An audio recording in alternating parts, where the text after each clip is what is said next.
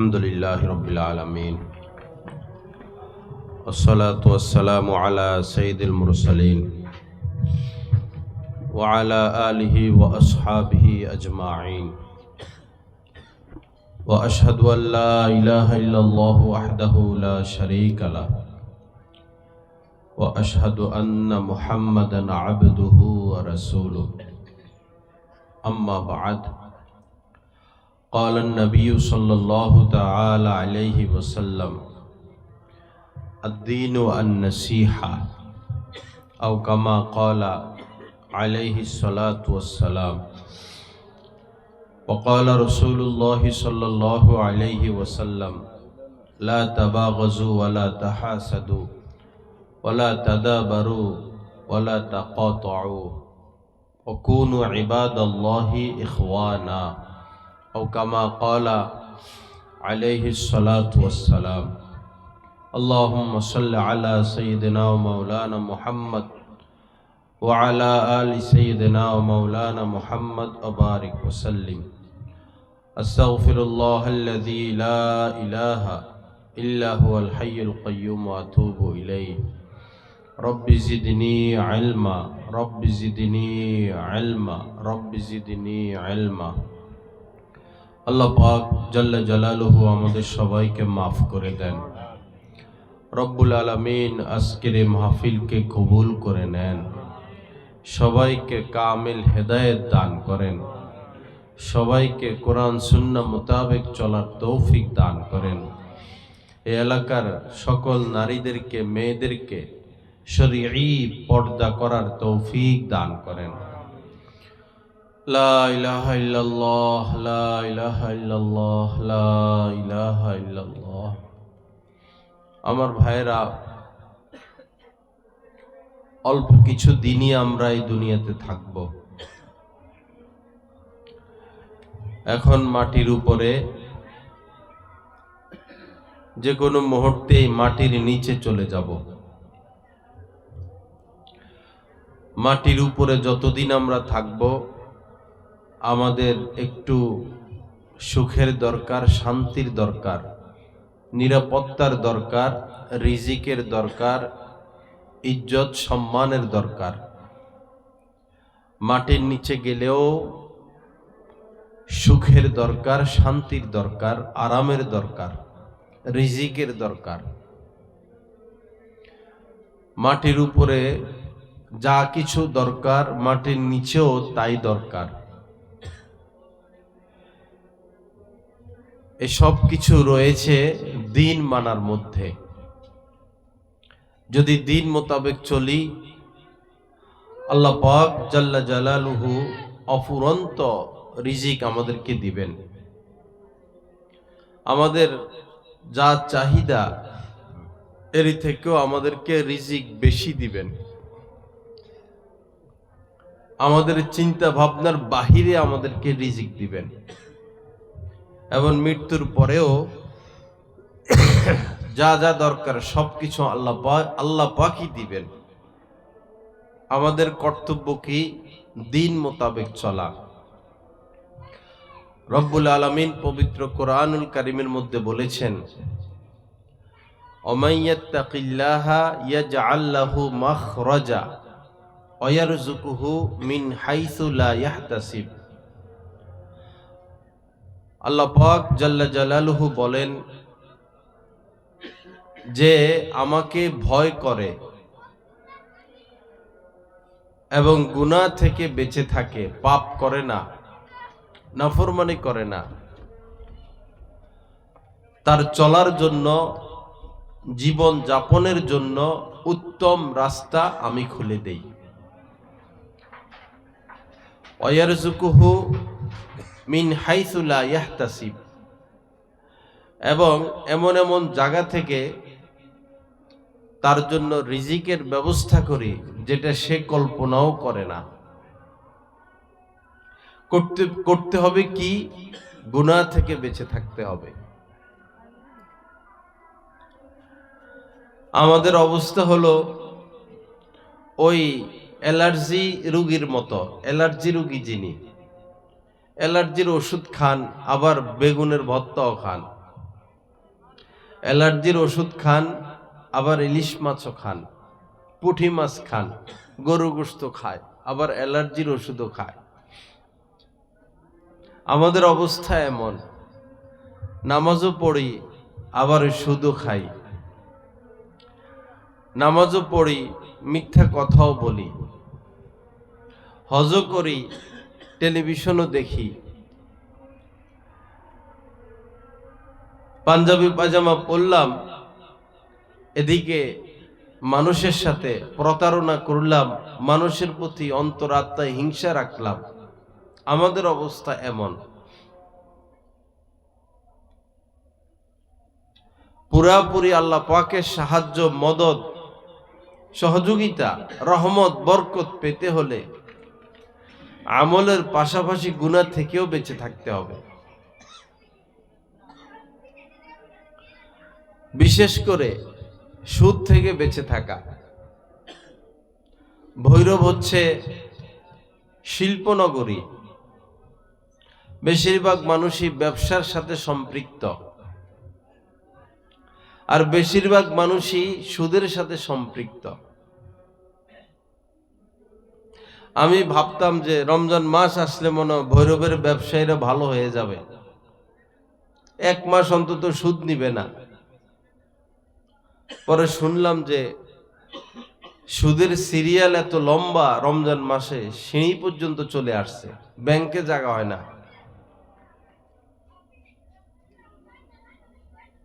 সুদের সাথে ইসলামের কোনো সম্পর্ক নাই, এবং সুদখোরদের দুনিয়াতেও জিল্লুতি, আখিরাতেও জিল্লুতি। পবিত্র কোরআনে রব্বুল আলামিন বলেছেন, দুনিয়াতে যারা সুদ খাবে কিয়ামতের দিন তারা ওই লোকের মতো উঠবে যাকে ভূতে ধরেছে।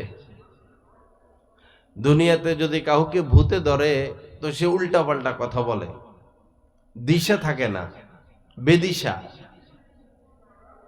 আল্লাহ পাকই বলেছেন যারা সুদ খায় এরা আখিরাতে কিয়ামতের ময়দানে ভূতে ধরা ব্যক্তিদের মতো উঠবে, এবং কঠিন থেকে কঠিন হবে তাদের শাস্তি। আল্লাহ পাক আমাদেরকে সুদ বর্জনের তৌফিক দান করেন। একটু হিম্মত করলেই হবে ভাই। আপনি যদি হালাল খান, হালাল পথে ব্যবসা করেন, যে পরিমাণ টাকা পয়সা কামাইতে পারবেন, সুদ নিলে, সুদ খাইলে এর থেকে বেশি কামাইতে পারবেন না। কারণ রিজিক নির্ধারিত বিষয়। ইন্নাল্লাহা ইয়ারযুকু মান ইয়াশা, আল্লাহ পাক যাকে ইচ্ছা তাকে রিজিক দান করেন। কাউকে অফুরন্ত রিজিক দেন, আর কাহারও ক্ষেত্রে রিজিককে সংকীর্ণ করে দেন। সব আল্লাহর হাতে। সুদি পথে হাঁটলে যে কেউ কোটিপতি হয়ে যাবে, আর সুদ না খাইলে যে তাকে ভিক্ষা করতে হবে, বিষয়টা এমন না। রিজিক আল্লাহর হাতে, আল্লাহর উপর ভরসা করে। ওমাই ইয়াতাওয়াক্কাল আলাল্লাহি ফাহুয়া হাসবুহ। আল্লাহ পাক পবিত্র কোরআনের মধ্যে বলেছেন, যে ব্যক্তি আল্লাহ পাকের উপর ভরসা করবে, ফাহুয়া হাসবু, আল্লাহ তার জন্য যথেষ্ট হয়ে যাবেন। আল্লাহই তার জন্য যথেষ্ট। আল্লাহর উপর ভরসা করা। যারা ব্যাংকের থেকে টাকা নেয়, এনজিওদের থেকে টাকা নেয়, তাদের কথাবার্তা শুনলে মনে হয় আল্লাহর উপরে তাদের ভরসা নাই, সুদের উপর ভরসা। বহু ব্যবসায়ীরা আমাকে এটা বলেছেন, হুজুর মিথ্যা কথা বলা ছাড়া ব্যবসা সম্ভব না। মিথ্যা কথা বলা ছাড়া ব্যবসা সম্ভব না। অথচ বহু ব্যবসায়ী এটাও বলেছেন যে মিথ্যা কথা বলা ছাড়াও ব্যবসা সম্ভব। আমি যাচাই করে দেখেছি, যারা সঠিকভাবে ব্যবসা করে, মিথ্যা বলে না এবং সুদ খায় না, তাদের ব্যবসা আরো ভালো, আরো সুন্দর। পেরেশানি করতে হয় না, খুব সুন্দরভাবে তাদের ব্যবসা চলতেছে, খুব সুখে আছে, খুব শান্তিতে আছে। আপনি সুদের পথে হেঁটে ব্যবসা করে বছরের শেষে 5 লাখ জমাইলেন, ব্যবসা করে 5 লক্ষ জমা হলো, পরে আপনার স্ত্রীর অসুখ, এমন অসুখ চলে গেল 7 লাখ, লাভ হইল কি 5 লাখ কামাইয়া? আর একজন সুদ খায় নাই, মিথ্যাও বলে নাই, সে মাত্র 50,000 টাকা কামাইলো, বছরের শেষে খেয়ে দিয়ে 50,000 রইল, কিন্তু আল্লাহ এত বরকত দিলেন, তার ঘরের কেউ অসুস্থ হইল না, তার দোকানে আগুন লাগলো না, তার উপর বিপদ আসলো না, ওই 50,000ই রয়ে গেল। তো সুদের পথে গিয়ে লাভ হলো কি? আল্লাহ পাক জাল্লা জালালু আমাদের সবাইকে হারাম বর্জনের তৌফিক দান করেন, সঠিক পথে চলার তৌফিক দান করেন। বড় কষ্ট, সুদ যে এত মর্মান্তিক, এত মারাত্মক বিষয়, এই অনুভূতি আমাদের নষ্ট হয়ে গেছে, অনুভূতি শেষ হয়ে গেল। হযরতে ওমর ফারুক রাদিয়াল্লাহু তাআলা আনহু, হযরতে আবু বকর সিদ্দিক রাদিয়াল্লাহু তাআলা আনহু, কত বড় বড় মানুষ তারা। নবীজি বলেছেন, আমার পরে যদি কেউ নবী হতো তো ওমর হইতো।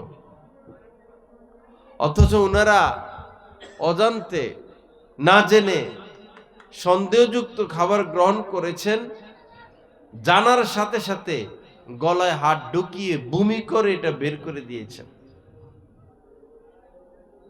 হযরত ওমরের গোলাম হযরত ওমরকে দুধ পান করতে দিলেন, এক ঢোক পান করলেন, ওনার কাছে স্বাদটা ভিন্ন লাগলো। পরে হযরত ওমর জিজ্ঞেস করলেন, এই দুধ কোথায় থেকে আনলা? গোলাম বলল, আমি ছৎকার উট যেখানে লালন পালন করে সেখানে গেলাম মরুভূমিতে, তো তারা ছৎকার উট দহন করতেছে, দুধ দহন করে, আমাকে দেখে তারা একটু দুধ দিল, তা আমি ভাবলাম নিজে না খেয়ে আপনার জন্য নিয়ে আসি সেই দুধ।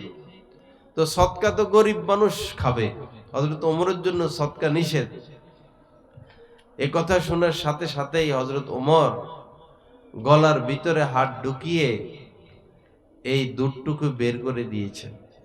কত বড় তাকওয়া! হযরতে হাসান রাদিয়াল্লাহু তাআলা আনহু নাবালেগ ছিলেন, ছোট ছিলেন, সৎকার কিছু খেজুর রাখা ছিল, সৎকার খেজুর, যেটা গরিব দুঃখীদের হক। তো হযরত হাসান তো ছোট মানুষ ছিলেন ওই সময়, রাদিয়াল্লাহু তাআলা আনহু একটি খেজুর নিয়ে মুখে দিয়ে দিলেন। নবীজি দেখলেন, এটা দেখে সাথে সাথে বললেন, হাসান, ছি ছি, ফেলে দাও, ফেলে দাও, সদাকা আমাদের জন্য নিষেধ, আমরা সদকা খেতে পারবো না। সাথে সাথে হযরত হাসান মুখ থেকে এটা ফেলে দিলেন। আর আমরা এমন পিতা, নিজে নিজের সন্তানকে নাপাক খাওয়াচ্ছি, সুদ মানি নাপাক, ঘুষ মানি নাপাক, নাপাক খাওয়াচ্ছি। এরপরে কবিরাজদের পিছনে পিছনে ঘুরি তাবিজের জন্য। কি ব্যাপার, ছেলে কথা শুনে না, মেয়ে কথা শুনে না, তা আপনি নাপাক খাওয়াইয়া বাচ্চা বড় করছেন, ওরা কি এখন পাক কাজ করবে? ওরা তো নাপাক কাজই করবে, ওরা তো এখন আপনার কথা শুনবে না, কারণ আপনি তো নাপাক খাইছেন, নাপাক খাওয়াইয়াছেন। আল্লাহর হস্তে নিজের কলিজার টুকরা সন্তানদেরকে পাক জিনিস খাওয়ান, নাপাক খাওয়াবেন না। রাস্তার পাশে গরু, মরা গরু পড়ে আছে, মরা গরু, এখন আপনি রাত্রে গিয়া ছুরি দিয়া এই গরুর শরীরের থেকে গোস্ত কেটে এনে নিজে খাবেন, নিজের সন্তানকে খাওয়াবেন, এরকম মানুষ কালিকা প্রাসাদে আছে? নাই। আদর্শ পাড়া এরকম মানুষ নাই, পুরা ভৈরবে এরকম মানুষ নাই। আচ্ছা, মনে করেন আপনার বাচ্চারা গোস্ত খাইতে চাইলো, রাস্তার উপরে কুত্তা 10-12টা ঘুরে গাড়ে, রাত্রে আইসা কুত্তা একটারে জবাই কইরা গোস্ত টোস্ত কাইটা ঘরে নিয়ে যে খাসির গোস্ত আনছে, খাসির গোস্ত খাও, পাকাও, আপনিও খাচ্ছেন, আপনার স্ত্রীকেও খাওয়াচ্ছেন, বাচ্চাদেরকে খাওয়াচ্ছেন, এটা কি সম্ভব? কারণ কি? এই কুকুরের মাংস হারাম, মরা গরুর মাংস হারাম। আমার ভাই, যে সুদ আপনি খাচ্ছেন আর আপনার স্ত্রী সন্তানকে খাওয়াচ্ছেন, এটা তো এই মরা কুত্তা আর মরা গরুর গোস্তের মতোই, একই কথা, বরং সুদ আরো নিকৃষ্ট। আল্লাহর কসম, কুকুরের মাংস আর পচা মরা গরুর মাংসের চেয়েও সুদ আরো নিকৃষ্ট। আপনি যদি কুত্তা জবাই করে খান, এটা সর্বোচ্চ হারাম হলো, কবিরা গুনাহ হলো। কিন্তু আপনি যদি সুদ খান, তা আপনার সর্বনিম্ন অপরাধ, আপনার মায়ের সাথে আপনি জিনা ব্যভিচারে আক্রান্ত হলেন। যারা সুদ খায়, নবীজি বলেছেন সুদের সর্বনিম্ন অপরাধ নিজের মায়ের সাথে জিনা ব্যভিচারে লিপ্ত হওয়া। কুত্তা জবাই করে খাইলে এই কথা নবীজি বলেন নাই, শুয়োর জবাই করে খাইলে নবীজি এটা বলেন নাই, সুদ খাইলে কথা বলেছেন যে আপন মায়ের সাথে ব্যভিচারের চেয়ে বড় বড় মারাত্মক পাপ এই সুদ খাওয়া। আজ মুসলমানদের ঘরে ঘরে সুদ, ঘরে ঘরে সুদ, ঘরে ঘরে সুদ। কি বয়ান করব? এই রমজান মাস থেকে আমি যেখানে বয়ান করতে যাই, সুদের কথা ছাড়ার কোনো কথা আসে না। পরিস্থিতি খারাপ, প্রত্যেক বছর উমরা করে, প্রত্যেক বছর হজ করে, 3 চিল্লা লাগায়, 1 চিল্লা লাগায়, ওয়াজ মাহফিল করে, মসজিদের কমিটির লোক, মাদ্রাসার কমিটির লোক, দিনদার মানুষ, সাদা দাড়ি, সাদা পাঞ্জাবি, হাতে তসবি, কপালে নামাজের কালো দাগ, অথচ খাচ্ছেন কি? সুদ। খাচ্ছেন সুদ। গাছের গোড়া কেটে যদি আগায় পানি দেয়, কোনো লাভ হবে? গাছের গোড়া কেটে ফেলছেন করাত দিয়া, এখন গাছের প্রতি মায়া লাগলো, তো গাছের মাথায় আপনি পানি ঢালতেছেন, গাছ জীবিত হবে না মরবে? মরবে। সুদ খেয়ে ইবাদত বন্দেগী একই কথা, কোনো লাভ নাই, বেকার। জাহান্নামী আপনার জন্য অপেক্ষা করতেছে, সাপ অপেক্ষা করতেছে, বিচ্ছু অপেক্ষা করতেছে, কঠিন থেকে কঠিন আযাব আপনাকে পাকড়াও করার জন্য অপেক্ষায় আছে। আল্লাহর হস্তে 2টা পা ধরে বলি, বাবা, প্রয়োজনে জুতার কাজ করেন, প্রয়োজনে রিক্সা চালান, রাজের কাজ করেন, কৃষি কাজ করেন, প্রয়োজনে ভিক্ষা করেন, এরপরে সুদ খাবেন না। ভিক্ষা করেন, আপনার জন্য জায়েজ, ভিক্ষা করে খান, খুব সুন্দর সংসার চলবে।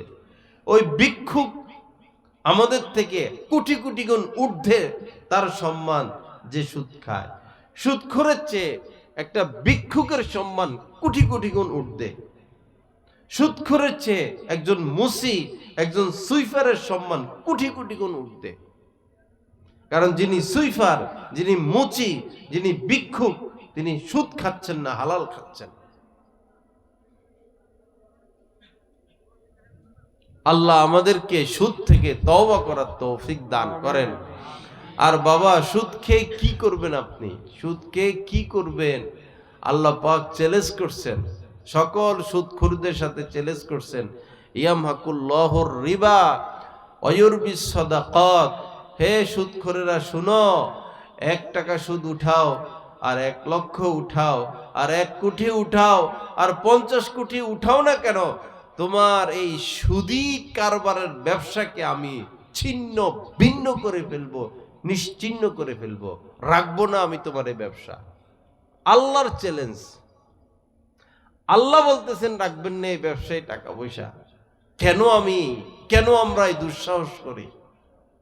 কিভাবে এই দুঃসাহস করি? নিশ্চিত বিপদ যেটা, নিশ্চিত জাহান্নাম যেটা, নিশ্চিত ধ্বংস যেটা, নিশ্চিত বরবাদি যেটা, সেই পথে কিভাবে আমরা হাঁটি? আল্লাহ পাক আমাদেরকে এই সুদ থেকে ফিরে আসার তৌফিক দান করেন। এরপরেও যদি সেই পথে কেউ হাঁটে, আল্লাহ পাকের শেষ কথাটা আমি শুনাই দেই। এত কথা শোনার পরও যদি কেউ ওই পথে হাঁটে, আল্লাহ পাকও সুদের ব্যাপারে অনেক কথা বলেছেন। শেষ কথা যেটা, সেটা আমি এখন বলে দিচ্ছি। আল্লাহ পাক বলেন, ইয়া আইয়ুহাল্লাযীনা আমানুত্তাকুল্লাহা ওয়া যারু মা বাকিয়া মিনার রিবা। হে ঈমানওয়ালারা, যারা আমাকে বিশ্বাস করো, রব হিসাবে মানো, তোমাদেরকে বলছি আমাকে ভয় করো, আর সুদের আগাগোড়া 1 টাকা হোক 10 টাকা হোক যা আছে ছেড়ে দাও। ওয়াজারু, ছেড়ে দাও, মা বাকিয়া মিনার রিবা, সুদের যা আছে সব। ইন কুনতুম মুমিনিন, যদি তুমি মুমিন হয়ে থাকো। দেখেন কি হৃদয় স্পর্শ কথা, কেমন কথা! যদি মুমিন হও সুদ ছেড়ে দাও, ইন কুনতুম মুমিনিন। এখন আল্লাহ পাক শেষ কথা বলতেছেন, ফাইল্লাম তাফআলু, যদি সুদ নাই ছাড়ো, ফাইল্লাম তাফআলু, যদি সুদ নাই ছাড়ো, ফাযানু বিহারবিম মিনাল্লাহি ওয়া রাসূলিহি, তো তোমার সাথে আল্লাহর রাসূলের যুদ্ধের ঘোষণা, যুদ্ধের প্রস্তুতি নাও। আল্লাহ রাসূলের সাথে যুদ্ধের প্রস্তুতি নাও। আল্লাহ রাসূলের সাথে যুদ্ধ করে আমরা পারমু? তার মানে সুদ খাইলে তার অপমান, লাঞ্ছনা, ঘৃণা এবং এই অকৃতকার্য এবং ধ্বংস বরবাদ হওয়ার ছাড়া তার কোনো উপায় নাই। আল্লাহ আমাদের সবাইকে মাফ করে দেন। আমার তো নিয়ত এরকম, ইনশাল্লাহ, আমি যদি না খাইয়া মরতে হয়, না খাইয়া মরে যাবো, সুদ খাবো না। না খাইয়া মরতে হইলে না খাইয়া মরে যাবো। ব্যাংকে গেলে ব্যাংকে আমি যাই না, মাঝে মধ্যে দরকার হইলে তো যাইতে হয়। গেলে সম্মান করে, চা খাওয়াইতে চায়, এমন ভাবে ধরে, কি করবেন আপনি? হাত পা ধরবে যদি চা না খান। তো এই জন্য যেদিন কোনো কারণে যাইতে হয়, আমি ওই দিন রোজা রাখি।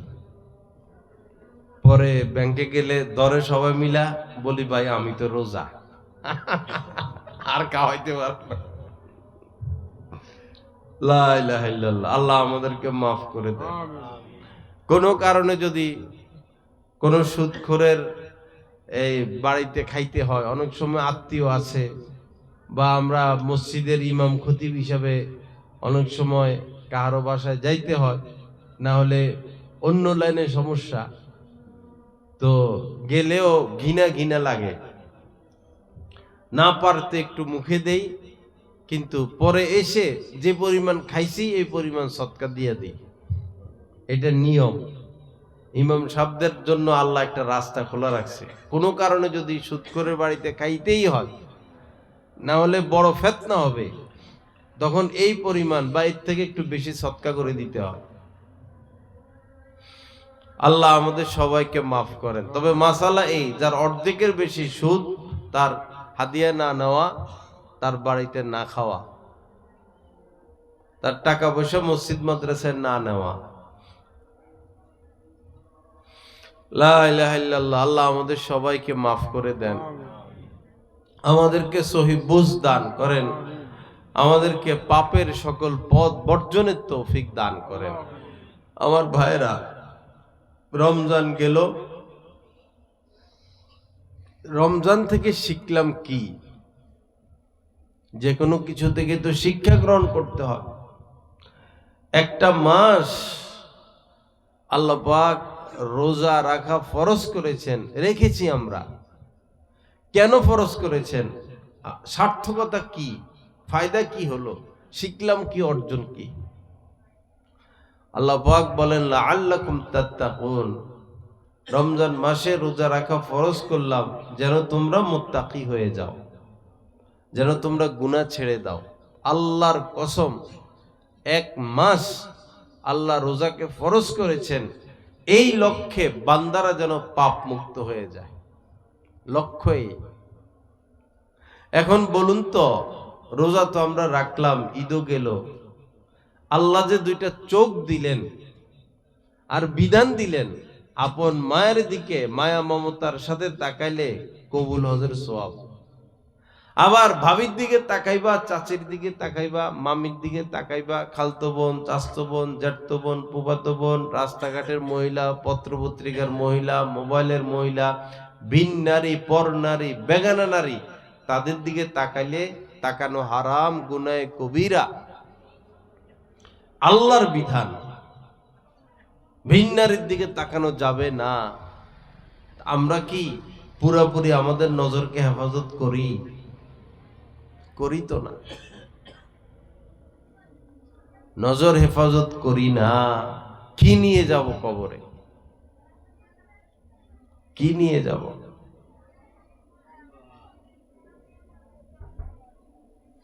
আল্লাহ আমাদেরকে হেফাজত করেন। আমার ভাই, এই জমিনের উপরে যে কয়দিন আছি, আমাদের একটু সুখের দরকার, শান্তির দরকার, আরামের দরকার। যার নজর খারাপ, ভিন নারী দেখে, যে গীবত করে, যার অন্তরাত্মা হিংসা, সে সুখ পেতে পারে না, তার সুখ নাই। সুখ শান্তি, সুখ শান্তি আল্লাহ পাক রেখেছেন আল্লাহ পাকের আনুগত্য করার মধ্যে। আলা বিযিকরিল্লাহি তাতমাইন্নুল কুলুব। আল্লাহ পাক বলেন, শোনো, তোমাদের মনের শান্তি, আসল শান্তি রেখেছি আমি আমার আনুগত্যের মধ্যে, আমার কথা শোনার মধ্যে, আমাকে মানার মধ্যে। আল্লাহকে মানব না, আল্লাহর এই জমিনের উপরে শান্তি পাবো না। বাংলাদেশে আমরা থাকি, স্বাধীন দেশ, সরকার আছে। এই দেশে যদি আপনি নিরাপদে থাকতে চান, সরকারকে মানতে হবে, সরকারি আইন মানতে হবে। দেশদ্রোহী কাজ করবেন, আপনার রক্ষা নাই, হয় ক্রস ফায়ার বা জেল বা দেশ থেকে বাইরে যাইতে হবে বা ফাঁসি, এটাই নিয়ম। এই দেশে থাকতে হলে এই দেশের সরকারকে মানতে হবে।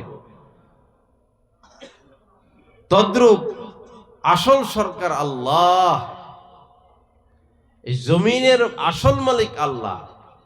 এই জমিনের উপরে যদি সুখে থাকতে চাই, আল্লাহকে মানতে হবে, আল্লাহকে স্বীকার করতে হবে, আল্লাহ পাকের প্রতি কৃতজ্ঞ থাকতে হবে। আল্লাহর রাস্তে আসুন, আমরা আল্লাহকে মানি, দলাদলি ছেড়ে দেই। কি ওয়াহাবি, কি সুন্নি, এগুলো শয়তানি কথা। ওয়াহাবিও হওয়ার দরকার নাই, সুন্নি হওয়ার দরকার নাই, মুসলমান হয়ে যাই, মুসলমান হই। আপনি ওয়াহাবি হইলেন অথবা আপনি সুন্নি হইলেন, কিন্তু আপনি নামাজ পড়েন না, যাকাত দেন না, স্ত্রীকে পর্দা রাখেন না, বলুন তো আপনি জান্নাতে যেতে পারবেন? না। আর কেউ, কোনো ব্যক্তি ওয়াহাবিও করে না, সুন্নিও করে না, কিন্তু সে নামাজ পড়ে, রোজা রাখে, হালাল খায়, স্ত্রীকে পর্দায় রাখে, তার জান্নাতে যেতে কোনো বাধা আছে?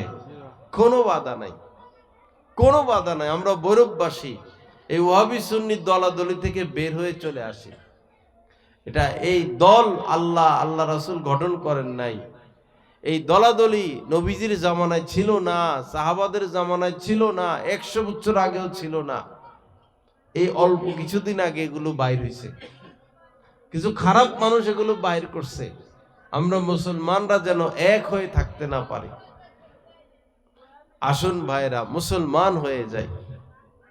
শুরুতে আমি একটা হাদিস শরীফ পাঠ করেছি। নবীজি বলেন, আদ-দীন ওয়ান নসিহা।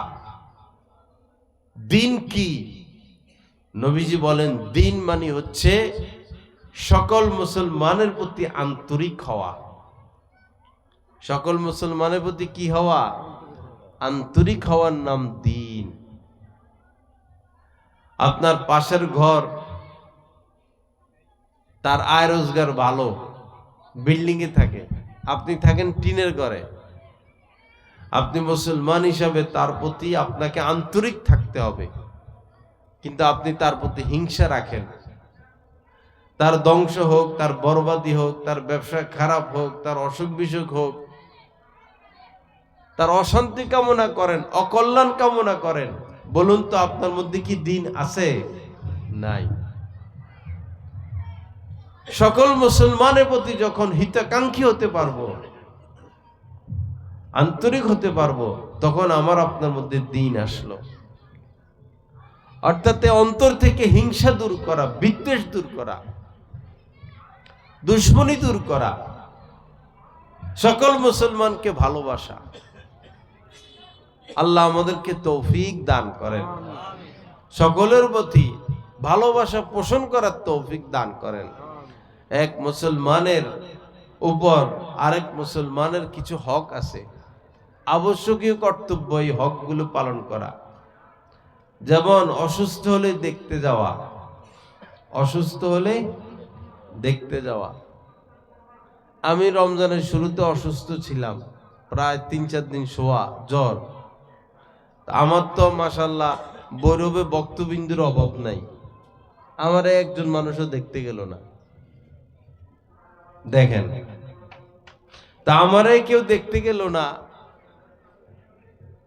তো অন্য মানুষরা কে দেখতে আসবে? এমনি ওয়াজ মাহফিলে গেলে কোথাও গেলে মোসাফা করতে করতে দান শেষ, দোয়া করেন, দোয়া করেন, এই দোয়া, এই দোয়া, ওই দোয়া, সারাদিন শুধু দোয়াই চায়। অসুস্থ হয়ে যে 3 দিন শুয়ে রয়েছি, ওই সময় তো আমার জন্য দোয়া করা দরকার ছিল, কোনো আল্লাহর বান্দা তো গেল না। এক মুসলমানের উপরে আরেক মুসলমানের হক এটা, ওয়া ইয়াদাতুল মারিজ, অসুস্থকে দেখতে যাওয়া, অসুস্থকে দেখতে যাওয়া। আপনার পাশের ঘর বা পাশের গ্রামের কেউ বা আত্মীয়ের মধ্যে কেউ অসুস্থ হলে দেখতে যাবেন ভাই, এটা দায়িত্ব। আমাদের গাছতলা এলাকার 3 জন বন্ধু ছিল, 3 জন বন্ধু, তো খুব বন্ধু তারা। একজন অসুস্থ হয়ে গেছে, ব্রেন স্ট্রোক করে, প্যারালাইসিস, অসুস্থ, সারাদিন শুয়ে থাকে। পরে 7-8 বছর হয়েছে মনে হয় এইভাবে শোয়া, সে মারা যায় না। ওরা 2-3 দিন আগে তার এক বন্ধু গেল আমার রুমে, তো জিজ্ঞেস করলাম আপনাদের অমুক লোক তো অসুস্থ, কি খবর, দেখতে যান? সময় পাই না, সময় পাই না। সুস্থ থাকতে একসাথে চলাফেরা, বন্ধু, জানের জান প্রাণের প্রাণ, জানের জান প্রাণের প্রাণ। অসুস্থ হওয়ার পরে তাকে এক নজর দেখতে যাওয়ার মতো সময় নাই। এটা কি ইনসাফ হইল? কি বলেন? আজ আপনি সুস্থ, অসুস্থকে দেখতে যান না, আপনি কি একদিন অসুস্থ হবেন না? ওই সময় কে আসবে আপনাকে দেখতে? আমার ভাইরা, অসুস্থ মানুষ যারা শুয়ে থাকে বিছানায়, তারা কেউ দেখতে গেলে খুশি হয়, একটু ভালো লাগে, শান্তি লাগে, তাদের সময় কাটে না। তো প্যারালাইসিসের রোগী মারাই যাবে কিছুদিন পর, শোয়া সারাদিন, একটু দেখতে গেলে ভালো লাগে না? আমার যখন পা ভেঙেছিল, তো আমি প্রায় 1 মাস শোয়া ছিলাম, 1 মাস। ওই সময় ব্যাপক মানুষ দেখতে গেছে আমাকে, ভৈরব থেকে বাস ভৈরা ভৈরা গেছে, ট্রেন ভৈরা ভৈরা গেছে। তো এই 1 মাস 24 ঘন্টা আমার সাথে লোকজন ছিল। আমি হয়তো দিনে ঘুমাইতাম, রাত্রে জাগনা, বা রাত্রে ঘুমাইতাম, দিনে জাগনা। যখন যে অবস্থায় ছিলাম, আমার চতুর্পাশে আমার ছাত্ররা বিশেষ করে ছিল। আল্লাহ ওদেরকে যাজায় খায়ের দান করেন। ওরা থাকার কারণে আমার সময়টা ভালো কাটছে, কারণ সারাদিন তো শোয়াই, বসতে পারি না। 1 মাস শোয়া, কেমনে সময় কাটবে? তো আমারে বাসা থেকে ফোন দিত, দিয়া কয় আপনি ফোন টোন দেন না, খোঁজ খবর নেন না। আমি খুব ব্যস্ত আছি, আমি সময় পাই না ফোন দেওয়ার মতো। সারাদিন শোয়া, কিন্তু বাসায় ফোন দেওয়ার মতো সময় পাই না, কারণ লোকজন আসতেছে যাইতেছে, আসতেছে যাইতেছে, আসতেছে যাইতেছে। যদিও আমি শোয়া, কিন্তু আমার সময় কাটছে খুব ভালো। সবাই গেছেন, দেখা সাক্ষাৎ করছেন। তো এভাবে কেউ অসুস্থ হয়ে গেলে ভাই আল্লাহর রাস্তায় দেখতে যাবেন, একটু পাশে বসবেন, তাকে সাহস যোগাবেন। তিনি যদি অসহায় হয় সাহায্য করবেন, সহযোগিতা করবেন, রক্তের প্রয়োজনে রক্ত দিবেন। আল্লাহ পাক জাল্লা জালালু আমাদের সবাইকে কথাগুলোর উপর আমল করার তৌফিক দান করেন। আমাদের আজকের যিনি প্রধান অতিথি হযরত চলে এসেছেন, তো উনি যতক্ষণ কথা বলেন আশা রাখি সবাই বসবেন এবং আখিরি মুনাজাত করে ইনশাল্লাহ উঠার চেষ্টা করবেন। আল্লাহ পাক আমাদের সবাইকে তৌফিক দান করেন। আল্লাহ লা ইলাহা ইল্লাল্লাহ।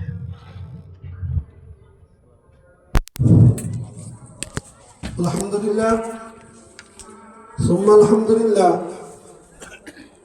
আজকে যিনি আমাদের প্রধান অতিথি, প্রধান আকর্ষণ, আমাদের মাঝে উপস্থিত হয়েছে, এখন আপনাদের সম্মুখে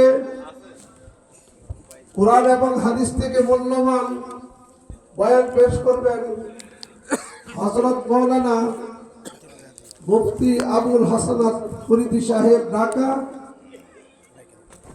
হযরতকে হযরতের মূল্যবান বয়ান পেশ করার জন্য সুবিনয় অনুরোধ করছি।